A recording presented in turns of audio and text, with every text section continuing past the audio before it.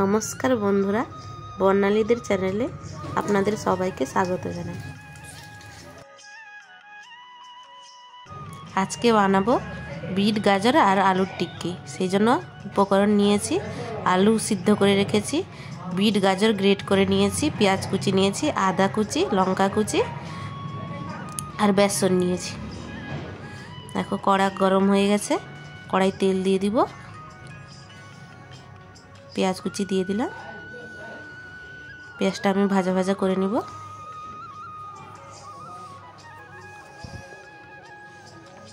পেঁয়াজ ভাজা ভাজা হয়ে গেছে, এবার দিয়ে দিব গ্রেট করে রাখা আদা। আদা পেঁয়াজ ভালো করে লাল লাল করে ভেজে নিব। এবার দিব গ্রেট করে রাখা বিট আর গাজর।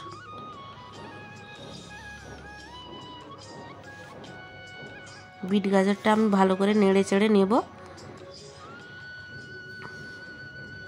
একটু ভালো করে বিট গাজরটা আমি মশলার সঙ্গে ভেজে নিব। দেখো ভাজা হয়ে গেছে। এবার দিয়ে দিব সিদ্ধ করে রাখা আলুগুলো। আলুগুলো আমি হাতে একটু ম্যাশ করে নিয়েছি। এবার দিব কেটে রাখা লঙ্কা কুচি। দেখো আলুগুলো একটু খুন্তির সাহায্যে আমি ভেঙে ভেঙে দিব।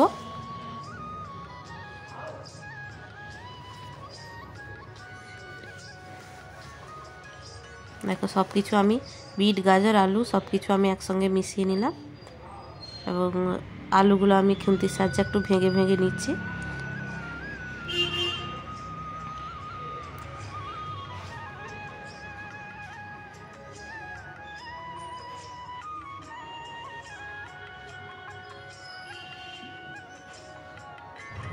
এবার পরিমাণ মতো লবণ দিয়ে দিলাম।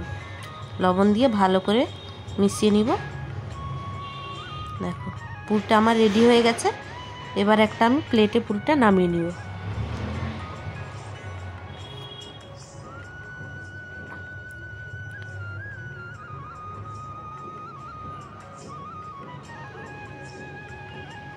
পুরটা আমি প্লেটে নামিয়ে নিয়েছি। এবার ঠান্ডা হওয়ার জন্য পুরটা রেখে দিব এক সাইডে। এখানে একটা বাটিতে আমি এক বাটি বেসন নিয়েছি। বেসনে 2 চামচ কর্নফ্লাওয়ার দিয়ে দিলাম। এবার অল্প লবণ দিলাম আর অল্প লাল লঙ্কার গুঁড়ো দিলাম। সব কিছু আমি একসঙ্গে মিশিয়ে নিব।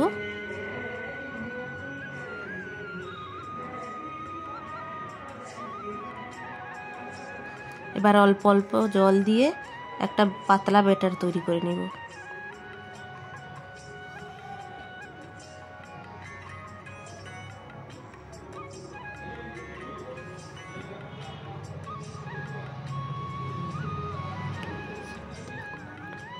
ব্যাটারটা আমি বেশি পাতলা করব না।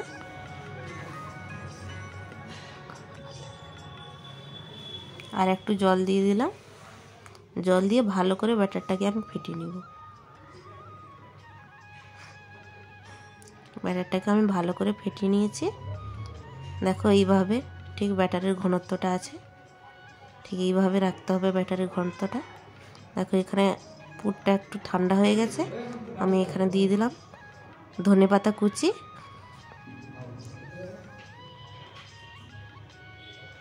আর দিব 1 চামচ জিরা গুঁড়ো আর দিব ভেজে রাখা বাদাম। বাদামগুলোকে আমি ফালি করে নিয়েছি। তো সব কিছু একসঙ্গে আমি ভালো করে হাতের সাহায্যে মিশিয়ে নেব। তো মেশানো হয়ে গেছে। এবার আমি এইভাবে বানিয়ে নিয়েছি টিক্কিগুলোকে। আমি এইভাবে বানিয়ে নিয়েছি। দেখো এরকম ঠিক শেপটা দিয়েছি। এখানে কড়াই তেল দিয়ে দিলাম।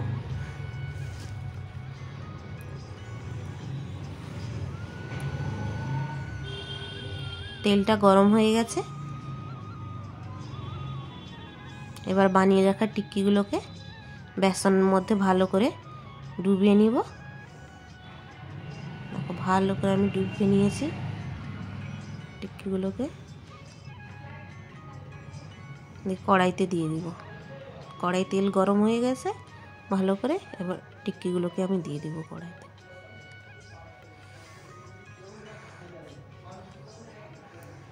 এভাবে আমি সবগুলো টিক্কি এক একটা করে কড়াইতে দিয়ে দিব।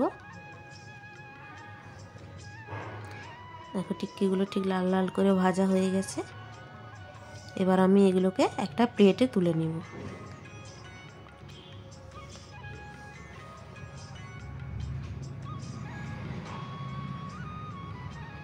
আমি এগুলোকে এইভাবে লাল লাল করে ভেজেছি।